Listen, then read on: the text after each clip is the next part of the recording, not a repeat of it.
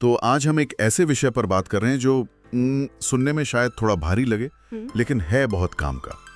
आत्म अनुशासन यानी सेल्फ डिसिप्लिन। हमारे पास एक YouTube वीडियो की रूपरेखा है जिसका टाइटल है आत्म अनुशासन में महारत, 5 गेम चेंजिंग टिप्स। दिलचस्प है। सेल्फ डिसिप्लिन एक ऐसा टॉपिक है जिस पर बहुत बात होती है। हाँ, और दिलचस्प बात यह है कि ये रूपरेखा दावा करती है कि अपने सपनों को हकीकत बनाने के लिए अनुशासन जो है वो टैलेंट, किस्मत या पैसे से भी ज्यादा जरूरी है। अच्छा, ये तो काफी बड़ा दावा है। बिल्कुल, और इसे हासिल करने के लिए 5 बड़े सीधे साधे मतलब प्रैक्टिकल टिप्स दिए गए हैं। इसकी शुरुआत एक कहानी से होती है। कैसे कोई इंसान पहले बहुत बिखरा हुआ महसूस करता था, सोशल मीडिया पर घंटों बर्बाद करता था, जैसे आजकल कई लोग करते हैं। हाँ, लेकिन फिर कुछ आसान सी आदतों को अपनाकर उसने अपनी जिंदगी बदल दी। तो संदेश साफ है, डिसिप्लिन का मतलब परफेक्ट होना नहीं है, बल्कि लगातार कोशिश करते रहना है। सही बात है। तब भी जब बिल्कुल मन ना कर रहा हो। तो चलिए देखते हैं इन टिप्स में क्या खास है। ये वाकई दिलचस्प बात है, क्योंकि अक्सर लोग अनुशासन को बोरियत या सजा से जोड़कर देखते हैं, है ना? हाँ बिल्कुल। लेकिन जैसा स्रोत कह रहा है, ये असल में खुद से किया गया एक वादा है, लगातार बने रहने का संकल्प है। और सबसे जरूरी बात जो मुझे लगता है ध्यान देने वाली है, ये कोई जन्मजात गुण नहीं है जिसे लेकर आप पैदा होते हैं। अच्छा। बल्कि एक हुनर है, एक स्किल है जिसे कोई भी सीख सकता है और बेहतर बना सकता है। हाँ, ये सीखा जा सकने वाला हुनर वाली बात ये उम्मीद जगाती है। तो पहला सुझाव है 1% का नियम। 1% नियम, ये क्या है? इसका मतलब है कि एकदम से बड़े बदलाव लाने की कोशिश मत करो, जैसे आज से रोज 2 घंटे जिम या पूरी किताब 1 हफ्ते में खत्म। हाँ, जो अक्सर लोग नए साल पर करते हैं। बिल्कुल, और होता यह है कि हम शुरू तो जोर शोर से करते हैं, पर जल्दी ही थक कर हार मान लेते हैं। इसके बजाय ये नियम कहता है कि छोटे छोटे लगातार कदम उठाओ। छोटे कदम जैसे अगर ज्यादा पढ़ने की आदत डालनी है तो बस रोज का 1 पेज पढ़ने से शुरू करो। सिर्फ 1 पेज? हाँ। या फिट होना है तो भारी भरकम वर्कआउट के बजाय रोज बस 5 पुशअप्स करने का नियम बना लो। ओके। रूपरेखा में तो यहाँ तक कहा गया है कि सुबह उठकर अपना बिस्तर ठीक करना या डायरी में सिर्फ 1 वाक्य लिखना भी इस नियम का हिस्सा हो सकता है। सुनने में बहुत मामूली लगता है। लगता तो है, लेकिन कमाल की बात यह है कि रूपरेखा कहती है कि यही छोटी छोटी जीतें आपको आगे बढ़ने की रफ्तार देती हैं, जिसे मोमेंटम कहते हैं। अच्छा, मोमेंटम। और इसके पीछे थोड़ा विज्ञान भी है। कैसे ये लगातार छोटी आदतें हमारे दिमाग को धीरे धीरे सफलता के लिए तैयार करती हैं, मानो उसके सोचने का तरीका बदल देती हैं, रीवायर करती हैं। Okay, brain rewiring. इसमें एक आंकड़ा दिया गया है जो चौंकाने वाला है। अगर आप रोज सिर्फ 1% बेहतर होते हैं तो साल के अंत तक आप 37 गुना बेहतर बन जाते हैं। 37 गुना? ये तो बहुत ज्यादा है। हाँ, मतलब ये छोटे कदम जुड़कर बहुत बड़ा फर्क पैदा करते हैं। ये मनोवैज्ञानिक तौर पर बहुत असरदार है, क्योंकि जब हम कोई बहुत बड़ा लक्ष्य देखते हैं तो अक्सर घबरा जाते हैं, लगता है कि ये तो मुझसे नहीं होगा। सही कहा। लेकिन रोज 1 पेज पढ़ना या 5 पुशअप करना, ये संभव लगता है। और जब हम ये छोटा सा काम पूरा करते हैं तो हमें एक छोटी सी जीत का एहसास होता है ना? हाँ, बिल्कुल। आत्मविश्वास बढ़ता है, और जब ये रोज होता है तो धीरे धीरे हमारा दिमाग मानने लगता है कि हाँ, मैं ये कर सकती हूँ। तो शुरुआत में लगातार बने रहना, वो कंसिस्टेंसी, वो ज्यादा जरूरी है बजाय इसके कि कितना ज्यादा कर रहे हैं। तो मतलब ये छोटे कदम सिर्फ काम शुरू करने के लिए नहीं है, बल्कि आत्मविश्वास बनाने का भी एक तरीका है। ये तो काफी दिलचस्प है। बिल्कुल, ये नींव रखते हैं। अच्छा, इस बुनियाद पर अगला नुस्खा आता है, अपने माहौल पर महारत हासिल करें।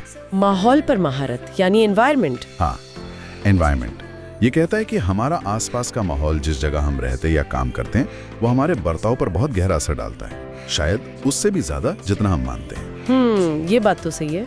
उदाहरण के तौर पे, अगर आप ध्यान लगाकर काम करना चाहते हैं लेकिन आपका फोन बगल में पड़ा है और हर 2 मिनट में नोटिफिकेशन बज रहा है, तो फोकस करना नामुमकिन है ना? या मान लीजिए आपने हेल्दी खाने का फैसला किया है, पर आपकी रसोई बिस्किट और नमकीन के पैकेट से भरी पड़ी है, तो हर वक्त एक लड़ाई चलती रहेगी मन में। बिल्कुल, तो हर रोज अपनी इच्छा शक्ति से लड़ना पड़ेगा। और सच तो ये है कि हमारी विल पावर, इच्छा शक्ति, वो एक लिमिटेड रिसोर्स है जो दिन भर में खर्च होती रहती है। सही बात है। तो ये नुस्खा कहता है कि अपनी इच्छा शक्ति पर बोझ डालने के बजाय अपने माहौल को ऐसा बना लो कि सही काम करना आसान और गलत काम करना मुश्किल हो जाए। अच्छा, मतलब माहौल को अपने लिए काम करवाना। हाँ, ध्यान भटकाने वाली चीजों को हटा दो और अच्छी आदतों को बढ़ावा देने वाली चीजें सामने रखो। जैसे काम करते वक्त फोन को दूसरे कमरे में रख देना, ये बहुत लोग करते हैं। या पानी की बोतल हमेशा अपनी डेस्क पर रखना ताकि पानी पीना याद रहे। रूपरेखा का नारा है, अपनी जगह को नियंत्रित करें, अपनी सफलता को नियंत्रित करें। यहाँ मनोविज्ञान का एक बहुत शक्तिशाली सिद्धांत काम कर रहा है, जिसे हम एनवायरमेंटल क्यूज या माहौल के संकेत, ट्रिगर्स कह सकते हैं। ट्रिगर्स। हाँ, हमारा वातावरण ऐसे संकेतों से भरा है जो अनजाने में हमारी आदतों को शुरू कर देते हैं।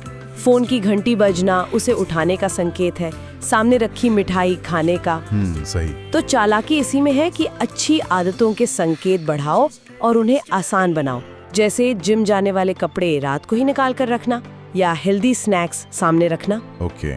और बुरी आदतों के संकेतों को छुपा दो या मुश्किल बना दो, जैसे टीवी का रिमोट ड्रॉअर में रखना या जंक फूड खरीदना ही बंद कर देना।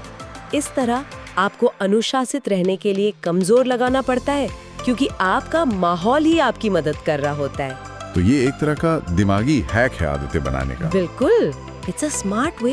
ये माहौल वाली बात तो वाकई सोचने लायक है कि कैसे छोटी छोटी चीजें बदलकर हम अपनी आदतों पर असर डाल सकते हैं। और ये शायद अगले नुस्खे से भी जुड़ता है, जो है अपने क्यों की शक्ति का उपयोग करें। क्यों की शक्ति, पावर ऑफ व्हाई। हाँ, मतलब ये जानना कि आप कोई काम आखिर कर क्यों रहे हैं।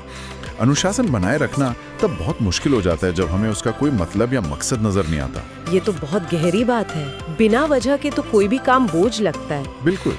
सोचिए, सुबह 5 बजे उठकर दौड़ने जाना या किसी मुश्किल प्रोजेक्ट पर काम करना, अगर आपको पता ही नहीं कि आप ये क्यों कर रहे हैं तो ये एक बोझ जैसा लगेगा। रूपरेखा कहती है कि खुद से पूछो, आप ज्यादा अनुशासित क्यों बनना चाहते हैं?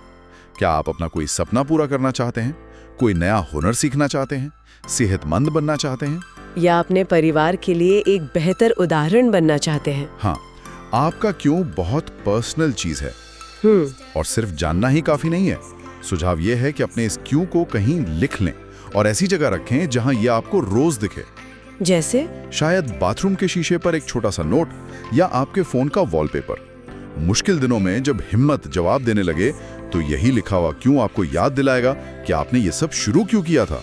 तो ये एक रिमाइंडर की तरह काम करेगा। हाँ, रूपरेखा का नारा है, आपका क्यों आपके अनुशासन को ईंधन देता है। लेकिन सवाल ये उठता है कि क्या रोजमर्रा की भागदौड़ में इसे याद रखना वाकई मुमकिन है? आपका सवाल बहुत वाजिब है। यहीं पर आंतरिक प्रेरणा मतलब इंट्रिंसिक मोटिवेशन का कॉन्सेप्ट आता है। Intrinsic motivation? हाँ, इसका सीधा सा मतलब है कि जब किसी काम को करने की वजह हमारे अंदर से आती है, हमारी अपनी इच्छाओं, मूल्यों या जुनून से जुड़ी होती है, तो वो बाहरी इनाम जैसे पैसा या तारीफ या सजा के डर से कहीं ज्यादा ताकतवर होती है। अच्छा।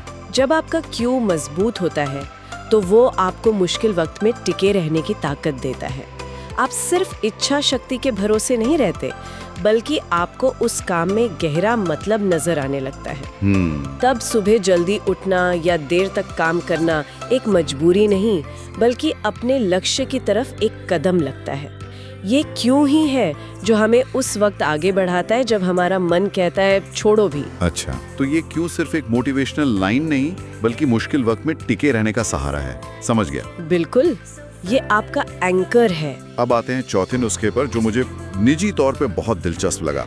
2 मिनट का नियम। 2 मिनट का नियम, ये क्या है? ये खास तौर पर उस चीज से लड़ने के लिए है जिससे हम सब कभी न कभी जूझते हैं, टालम टोल, प्रोक्रेस्टिनेशन। ओह हाँ, ये तो सबकी प्रॉब्लम है ना। इसका आइडिया बड़ा सरल है। किसी भी काम को शुरू करना ही अक्सर सबसे मुश्किल होता है। एक बार हम शुरू कर दें तो फिर गाड़ी चल पड़ती है। हाँ, वो पहला कदम उठाना। बिल्कुल। तो ये नियम कहता है कि जब भी कोई काम करने का मन ना हो या वो बहुत बड़ा और मुश्किल लग रहा हो, तो खुद से बस इतना कहो कि मैं इसे सिर्फ 2 मिनट के लिए करूंगा। सिर्फ 2 मिनट? हाँ ना। जैसे अगर दौड़ने जाने का आलस आ रहा है तो बस इतना करो कि अपने दौड़ने वाले जूते पहन लो। ओके। अगर कोई रिपोर्ट लिखनी है तो बस कंप्यूटर पर फाइल खोलकर पहला वाक्य लिख लो। कोई ऑनलाइन कोर्स शुरू करना है तो बस वेबसाइट खोलकर लॉगिन कर लो। रूपरेखा का कहना है कि ज्यादातर मामलों में आप पाएंगे कि एक बार शुरू करने के बाद आप 2 मिनट से कहीं ज्यादा देर तक वो काम कर लेते हैं। अच्छा। क्योंकि असली लड़ाई तो बस उस शुरुआत की ही होती है। इसका नारा भी बड़ा मजेदार है, अपने अनुशासन को किक स्टार्ट करने के लिए 2 मिनट। क्या ये वाकई इतना आसान है? हाँ, सुनने में बेहद आसान लगता है, लेकिन इसके पीछे का मनोविज्ञान गहरा है। बड़े या मुश्किल लगने वाले काम को शुरू करने में हमें एक मानसिक रुकावट महसूस होती है, जिसे मनोवैज्ञानिक एक्टिवेशन एनर्जी कहते हैं। Activation energy. हाँ, यानी किसी काम को शुरू करने के लिए जरूरी शुरुआती जोर या मानसिक धक्का। 2 मिनट का नियम इस शुरुआती रुकावट को लगभग खत्म कर देता है। सिर्फ 2 मिनट का वादा करके हम उस काम को इतना छोटा और आसान बना देते हैं कि दिमाग उसका विरोध नहीं करता। अच्छा, तो दिमाग को ट्रिक करना है बेसिकली। एक तरह से, हाँ।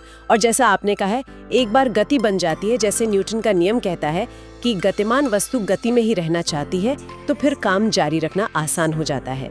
ये टाल मटोल को मात देने का एक बहुत ही प्रैक्टिकल तरीका है। वाह, एक्टिवेशन एनर्जी को कम करना, ये सोचने का नया तरीका है। तो मतलब बड़े पहाड़ को देखने के बजाय बस पहला कदम उठाने पर ध्यान देना है। बिल्कुल, स्टार्ट स्मॉल। ठीक है, अब हम पहुंचते हैं 5वें और आखिरी टिप पर। खुद को सही तरीके से पुरस्कृत करें। रिवॉर्ड्स, ये तो सबको पसंद है। हाँ, रूपरेखा इस बात पर जोर देती है कि अनुशासन का मतलब खुद को सजा देना या सारी खुशियों से मुंह मोड़ लेना बिल्कुल नहीं है। ये बहुत जरूरी है समझना, वरना लोग सोचते हैं डिसिप्लिन मतलब सन्यासी बन जाना। सही कहा। तो अपनी मेहनत और अपनी छोटी बड़ी जीतों का जश्न मनाना जरूरी है। इससे ना सिर्फ हौसला बना रहता है, बल्कि हमारे दिमाग में उस काम और अच्छी भावना के बीच एक कनेक्शन बनता है। Positive association. हाँ, जैसे हफ्ते भर रोज वर्कआउट करने के बाद वीकेंड पर अपनी पसंदीदा फिल्म देखना, या कोई मुश्किल असाइनमेंट पूरा करने के बाद दोस्तों के साथ बाहर जाना। ये तो अच्छा लगता है। लेकिन यहाँ एक बहुत जरूरी चेतावनी भी है। अच्छा, क्या? इनाम ऐसा होना चाहिए जो आपकी मेहनत पर पानी ना फेर दे। रूपरेखा में उदाहरण दिया गया है कि जिम में 1 घंटा पसीना बहाने के बाद इनाम के तौर पर पूरा केक खा लेना। ओ, हाँ, ये तो गड़बड़ है ना? जाहिर है ये आपके फिटनेस के लक्ष्य के बिल्कुल खिलाफ जाएगा। इनाम ऐसा चुने जो आपको खुशी दे, लेकिन आपके बड़े लक्ष्य में रुकावट ना बने। मतलब स्मार्ट रिवॉर्ड्स। बिल्कुल। इसमें एक प्रो टिप भी दी गई है, अपने इनाम पहले से तय कर लें। जब आपको पता होता है कि लक्ष्य पूरा करने पर आपको क्या मिलने वाला है, तो उसे हासिल करने का उत्साह और बढ़ जाता है। हाँ, ये तो काम करता है। नारा है, स्मार्ट तरीके से इनाम दें, अनुशासित रहें। लेकिन इनाम चुनते वक्त क्या खास ध्यान रखना चाहिए ताकि वो फायदेमंद हो, नुकसानदायक नहीं? ये सवाल बहुत जरूरी है। इनाम का सिस्टम सीधे सीधे हमारे दिमाग के काम करने के तरीके से जुड़ा है। जब हम कोई काम करते हैं और उसके बाद हमें अच्छा महसूस होता है, मतलब इनाम मिलता है, तो हमारे दिमाग में डोपामाइन नाम का एक केमिकल रिलीज होता है। डोपामाइन? हाँ, ये केमिकल हमें खुशी और संतुष्टि का एहसास कराता है और दिमाग को ये संदेश भेजता है कि ये काम फायदेमंद था, इसे दोबारा करो। अच्छा, तो ये आदत बनाता है? हाँ, ये आदत बनाने का एक शक्तिशाली दिमागी हैक है। इसलिए छोटे छोटे सही इनाम आपकी अच्छी आदतों को मजबूत करने में मदद करते हैं। अब सही इनाम चुनने का मतलब है कि वो आपके लक्ष्यों के साथ जुड़ा हो, अलाइंड हो। बिल्कुल। अगर आप वजन कम करना चाहते हैं तो इनाम हेल्थी स्मूदी हो सकता है, न कि पिज्जा। अगर आप पैसे बचाना चाहते हैं तो इनाम एक महंगी चीज खरीदने के बजाय शायद पार्क में टहलना या कोई किताब पढ़ना हो सकता है। इनाम ऐसा हो जो आपको प्रेरित करे, न कि आपकी प्रगति को पटरी से उतार दे। इसे आत्म तोड़फोड़ मतलब सेल्फ सैबोटाज से बचना कहते हैं। सेल्फ सैबोटाज से बचना, ये जरूरी है। तो ये थे वो 5 नुस्खे जो उस YouTube वीडियो की रूपरेखा में बताए गए हैं। 1% नियम से धीरे धीरे शुरुआत करना, माहौल को अपने हक में करना, अपने काम करने की वजह यानी क्यों को समझना, मुश्किल कामों को शुरू करने के लिए 2 मिनट का नियम अपनाना, और अपनी मेहनत के लिए खुद को समझदारी से इनाम देना। हाँ, ये 5 टिप्स काफी प्रैक्टिकल लगते हैं। बिल्कुल। इन सब बातों से जो एक बड़ा सबक मुझे समझ आ रहा है वो ये है कि अनुशासन कोई जेल या बोझ नहीं है। ये तो असल में एक औजार है, एक जरिया है। सही है। जिससे हम वो जिंदगी बना सकते हैं जो हम सच में जीना चाहते हैं, जिस पर हमें नाज हो। ये रोबोट बनने के बारे में नहीं, बल्कि अपनी अंदरूनी ताकत को जगाने के बारे में है।